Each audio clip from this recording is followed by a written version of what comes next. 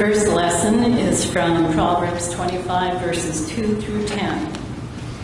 It is the glory of God to conceal things, but the glory of kings is to search things out. As the heavens for height and the earth for depth, so the heart of kings is unsearchable. Take away the dross from the silver, and the smith has material for a vessel. Take away the wicked from the presence of the king, and his throne will be established in righteousness. Do not put yourself forward in the king's presence, or stand in the place of the great, for it is better to be told, "Come up here," than to be put lower in the presence of a noble. What your eyes have seen, do not hastily bring into court, for what will you do in the end when your neighbor puts you to shame? Argue your case with your neighbor himself, and do not reveal another's secret, lest he who hears you bring shame upon you, and your ill repute have no end. This is the word of the Lord. Thanks be to God. The psalm is 131. But I have calmed and quieted my soul, like a weaned child with its mother. Like a weaned child is my soul within me. O Lord, my heart is not lifted up. My eyes are not raised too high. I do not occupy myself with things too great and too marvelous for me. But I have calmed and quieted my soul, like a weaned child with its mother. Like a weaned child is my soul within me. O Israel, hope in the Lord from this time forth and forevermore. But I have calmed and quieted my soul, like a weaned child with its mother. Like a weaned child is my soul within me. Glory be to the Father, and to the Son, and to the Holy Spirit, as it was in the beginning, is now, and will be forever. Amen. The second reading is from Hebrews 13, verses 1 through 17. Let brotherly love continue. Do not neglect to show hospitality to strangers, for thereby some have entertained angels unawares. Remember those who are in prison, as though in prison with them, and those who are mistreated, since you also are in the body. Let marriage be held in honor among all, and let the marriage bed be undefiled, for God will judge the sexually immoral and adulterous. Keep your life free from love of money, and be content with what you have, for he has said, "I will never leave you nor forsake you." So we can confidently say, "The Lord is my helper, I will not fear. What can man do to me?" Remember your leaders, those who spoke to you the word of God. Consider the outcome of their way of life and imitate their faith. Jesus Christ is the same yesterday and today and forever. Do not be led away by diverse and strange teachings, for it is good for the heart to be strengthened by grace, not by foods, which have not benefited those devoted to them. We have an altar from which those who serve the tent have no right to eat. For the bodies of those animals whose blood was brought into the holy places by the high priest as a sacrifice for sin are burned outside the camp. So Jesus also suffered outside the gate in order to sanctify the people through his own blood. Therefore let us go to him outside the camp and bear the reproach he endured. For here we have no lasting city, but we seek the city that is to come. Through him then let us continually offer up a sacrifice of praise to God, that is, the fruit of lips that acknowledge his name. Do not neglect to do good and to share what you have, for such sacrifices are pleasing to God. Obey your leaders and submit to them, for they are keeping watch over your souls as those who will have to give an account. Let them do this with joy and not with groaning, for that would be of no advantage to you. This is the word of the Lord. Thanks be to God.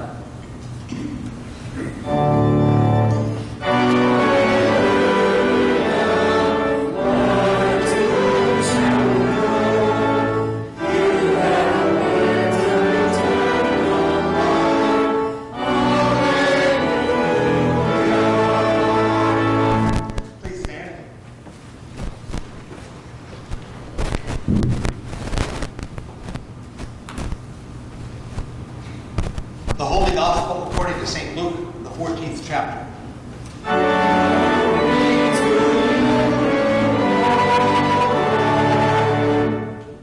One Sabbath, when Jesus went to dine at the house of a ruler of the Pharisees, they were watching him carefully.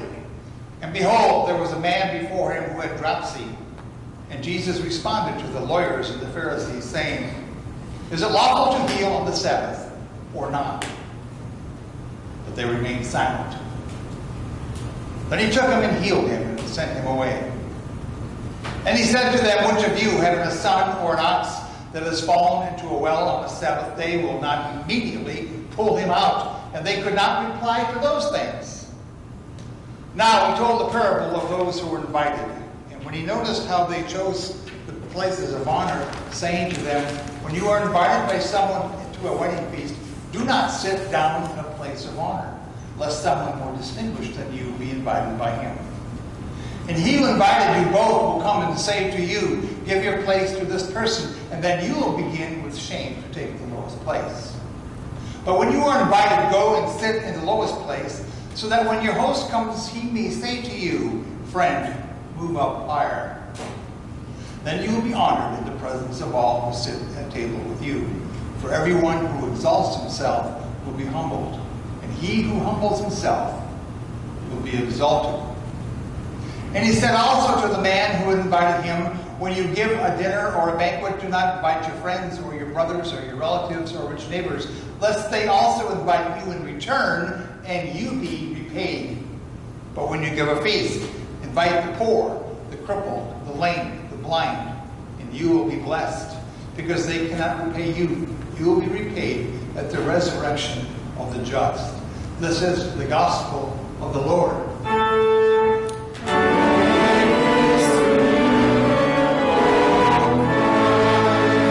Please be seated.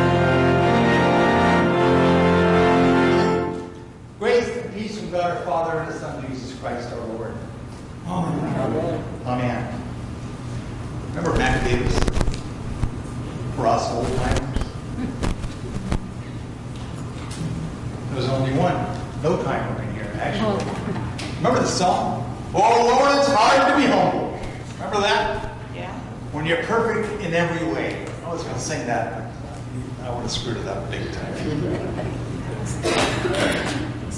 You know, that touched a nerve for many back in the day, you know, because we all always wanted to be recognized. Didn't you always want to be recognized as somebody special? We were that way for our parents, weren't we? Oh, you weren't, were you? Stop being a Lutheran and start responding. It's okay. Did your parents love you? Did they recognize you? Did they think that you were something special? Yes. Thank you. That's okay. My uncle used to tell this story. My uncle, of course, was old Norwegian. His name was Ole Olsen. Yeah, sure, don't you know? And he'd always tell stories. He told a story about a blameless Jake Bloom. Maybe some of you heard the story. He was in Boston. He fed countless generations of Irish, Italian, Germans, and some Norwegians. You know, there was just a few Norwegians in Boston, Massachusetts. And he gave big credit to his story. I mean, he held on to them. He took good care of them. He was a great guy. And finally, they all got together and they brought him a ticket in a week in London, England. Boy, he was excited about that. He had a great time. He had a fling. He thought, wow, when he comes home, he's going to change the way he looks. So he lost a whole bunch of weight. He bought a wig, you know, he was bald. A wig, he had his teeth capped, you know, and he looked like $1 million. And looked great, you know. So he hit Miami Beach and he found a beautiful lady who was willing to spend some time with him. And all of a sudden he walked out of a restaurant one day and got hit by lightning. Dead. Gone. So he goes up into heaven, he's standing there and he says, Lord, what in the world happened to me? You know, in the twilight of my years, I just wanted to have some fun. And God said, oh my gosh, you, Jake, I didn't recognize you. My gosh, I'm sorry. I didn't know who you were. But there's no changing place. So that was a joke. That was a story my uncle used to tell me. But it had a lot of meaning to it. Because now with that stories involved with Matt Davis and the Lord, it's a lot hard to be humble. We go into our reading tape from the gospel. Jesus was invited to dinner. We saw that in verse 1. So he could be watched. Watched very closely. Remember when we invited my son-in-law to dinner about 12 years ago, future son-in-law, I watched him very carefully. I hated the way he ate. I tried to convince him that he couldn't. You know how some people take, if you do this, then I don't mean to hurt your feelings, but you don't take a fork like that. You don't do that. And I watched him like, you know, my gosh. But Jesus was invited, so he could watch them like a hawk and figure out what was going on. They wanted to see him, but he wanted to see them as well. And when he arrived, he noticed, this is in verse 7, that they had all chosen places of honor. Interesting. And they wanted to sit up front so they could watch, be seen, to rub shoulders with all the beautiful people in that society. And Jesus was looking at those beautiful people. He said, shame on you, shame on you for taking all the best seats for yourselves. Shame on you for assuming that you're better than those who sit behind you. You deserve the front, but you don't. Why do you think that? These people deserve the back. Now, I know the gospel doesn't say this, but I have a terrible habit, maybe some of you do too, of kind of figuring out myself, what would Jesus do next? I think Jesus would have sat in a chair at the very end of the table and then announced to the whole crowd, please turn your chairs around, for now the head of the table is here. My buddies and I used to have fun. Sometimes we go to Chicago just to enjoy Chicago's a neat town, by the way. But, you know, not for teenagers. My gosh, we'd go to the movies and do this. But it was always fun to go to the big hotels and walk into the elevators. There was always a lot of people, you know. And you know, what do you do when you walk in the elevator? You walk in, push the button, and you face the front, don't you? We walk in there, push the button, and walk in. Everybody face the rear! And you know, they did. Every one of them turned around and faced the rear. And it was funny, but every time we went the elevator with whatever building, we'd always shout that out, and they would do that. But Jesus wasn't done with this dinner party. No, he was not. He turned to the host and he scolded him for inviting only the people to this dinner. We saw that in verse 12. And he said, I dare you to throw a party and invite only the homeless and only the beggars. I dare you to throw a party for the inmates of the jail down the street. I dare you. Tables turned. Turn your tables around. Because as proud have been humbled, and the humble became proud. The point that Jesus was making in this gospel story is pretty simple, actually. Very simple. Is that humility is one of the most important parts of a follower of Jesus. Humble people make great disciples. Proud people are lousy ones. That's the story right there. But now comes the question for us today. Okay? Are we among the proud? Or are we among the humble? That's a question each of you has to answer for yourself.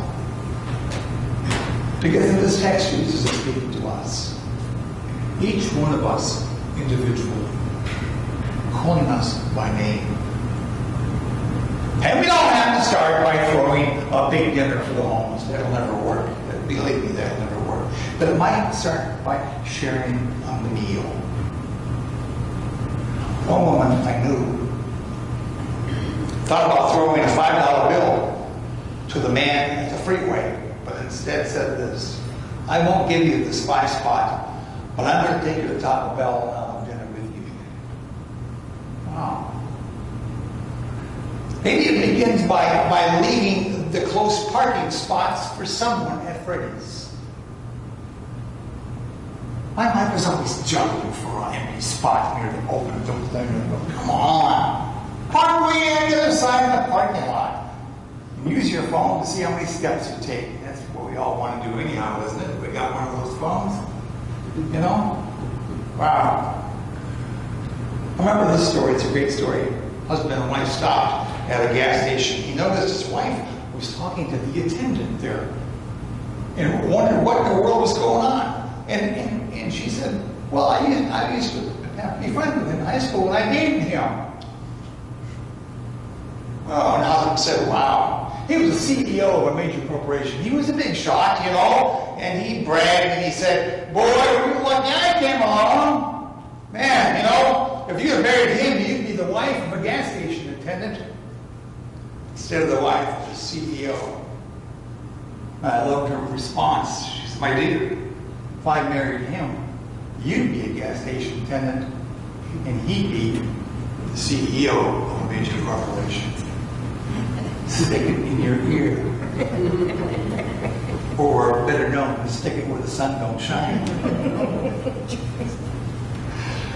I love the stories. Use my voice. I always do that when I have to sing liturgy, you know. You know, Holden Village, you know what Holden Village is? You know, it's up near Chelan. Some of you who are my age remember that place. In fact, that's where I got my wife. In the pool up there. I noticed her. She was pretty cute. It was 50 years ago. You know? I love Chelan. Chelan is a Lutheran retreat center up near Chelan, Washington, high in the mountains. A beautiful, oh my gosh, you've been there. You've been there? Oh, isn't that amazing? Oh, my gosh. I've been there in about 20 years. It's a marvelous place to be. It really is. You know, we support it all the time. But it's a Lutheran retreat house. Well, each month, about 2 dozen high school students would volunteer. And it was an honor to volunteer to spend your whole summer there without getting paid. It was kind of cool, you know. And what you really wanted to get on is the work crew in the dining room. That was always a neat place. You'd be either a server or a busboy, you know, or a busgirl. Therefore, when you were doing that, you got to meet everybody, and that was kind of cool. But once the jobs were all handed out, a young girl was told that she would be a Tawashi girl. Ooh, I got a title, a Tawashi girl. And she says, what is that? Well, what you are, you're going to be washing the bathrooms while everybody else is doing their thing. So she was honored with using Lysol, Mr. Clean, and Drano when all the rest of the staff were out either skiing or hiking or swimming or in the hot tub or the what's skiing? What do they call that? Sauna. The sauna. Thank you. There we go. I'm getting old. Those simple words disappear from me. So she spent all her time cleaning bathrooms, you know. But at the end of the summer, this is what she said. She says, my life has changed. I will never again see myself as better than anybody else. Wow. What a huge lesson to learn. And that's the lesson she said I learned by scrubbing toilets this summer. Wow.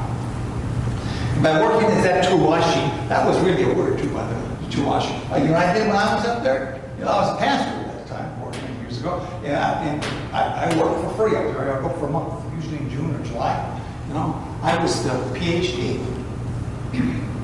I was a PhD. What did that stand for? Pool hall director. More realistically, I was the one who set the pins in the bowling alley. You ever set pins in a bowling alley? It's dangerous. Especially if the kids see you back there. Well, let's pass Wilson back there. Let's roll the ball. Let's dance. You're dancing around straight the whole time. The Lord desires you to be important. To be very important. That's what He desires you to be. Why else would He give His only Son to die for you on the cross? And that's the way you got to look at it in your walk of faith. Why would He do this for me? I always ask, why in the Lord's name did He ever give me the honor of being a pastor? I'm the last guy that should be a pastor. Heaven forbid He lets me do it. You know, He lets me do it. And that's important for us to understand, that your faith is not only a corporate faith, but also a very individual faith. He names you by name. He knows you by your name. So Jesus let us know, didn't He, in verse 14? For everyone who exalts himself will be humbled. He who humbles himself will be exalted. Wow. So humility is such an important part of our faith as people who walk as Christians. It's hard to be proud in the presence of Jesus Christ. It's extremely difficult. And only by His grace can we become teachable and reachable. He can help us discover the meaning, the true meaning of what it means to be humble. That's the lesson we learned today out of Luke 14. Grace and peace from God our Father and His Son, Jesus Christ our Lord. Amen. Let's stand and confess our faith. In the words of the apostles. I believe in God the Father Almighty, maker of heaven and earth, and in Jesus Christ, His only Son, our Lord, who was conceived by the Holy Spirit, born of the Virgin Mary, suffered under Pontius Pilate, was crucified, died, and was buried. He descended into hell. The third day He rose again from the dead. He ascended into heaven and sits at the right hand of God the Father Almighty. From thence He will come to judge the living and the dead. I believe in the Holy Spirit, the Holy Christian Church, the communion of saints, the forgiveness of sins, the resurrection of the body, and life everlasting. Amen.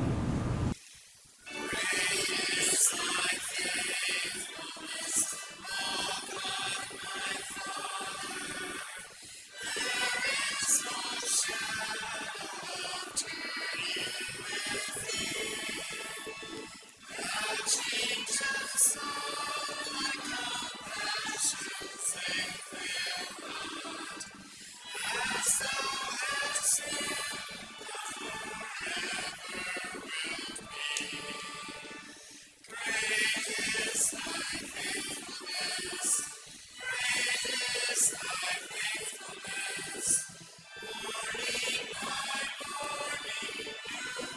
Yes.